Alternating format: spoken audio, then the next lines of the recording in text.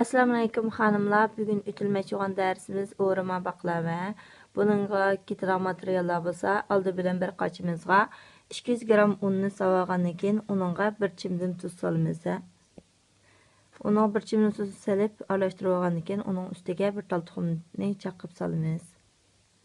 Bir dan tuxumni chaqib solgandan keyin onun ustiga 50 gram so'mayni qo'yamiz xanımlar.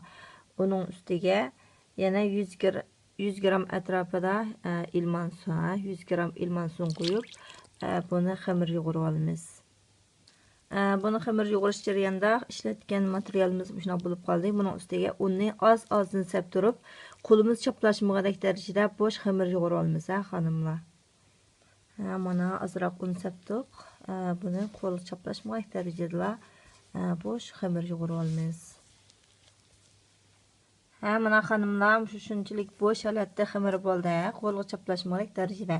Endi biz bu xamirimizni 20 dona kichik shoch qilib, 20 dona qilib uzib olamiz, xanımlar. Uzib tayyor qilamiz. Mana xanımlar bu xamirimizni 26 gramdan qilib, 20 dona uzib oldik. Endi buning qiymasini tayyor qilamiz. Bunun qiymasiga 100 gram pista badamga 100 gram shakarni aralashtirib qiyma tayyor qilamiz. Ma pista badamni o'sha qilib yonchib tayyor qilamiz. Undan keyin ma shakarni aralashtirib qiyma tayyor qilsak bo'ldi.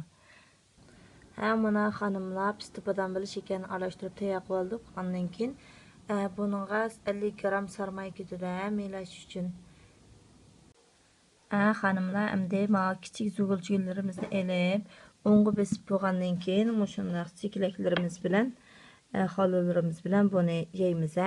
Yeyib shunchalik yo'q holatda mushundaq cho'nliqda yo'q nefis qilib yeyib olamiz. Bu xamirimiz qancha nefis yeyilsa, bizning qilmoqchi bo'lgan o'rama baklavamiz shuncha chiroyli chiqadi. Ondan keyin biz tayyor qilgan 50 gram sarmayimizni mush cho'tkalarimizning yordami bilan buningga tekshi yeyib olamiz, xonimlar. Tekshi surkib olamiz.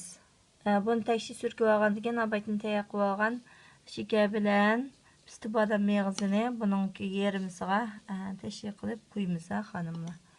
Buning yarmisini qo'ysak bo'ldi. Mana xonimlar yarmisi qo'yib olgandan keyin undan keyin bir uchidan tortib bu jo'ygashga boshlaymiz. Buni shunday jo'ygaymiz.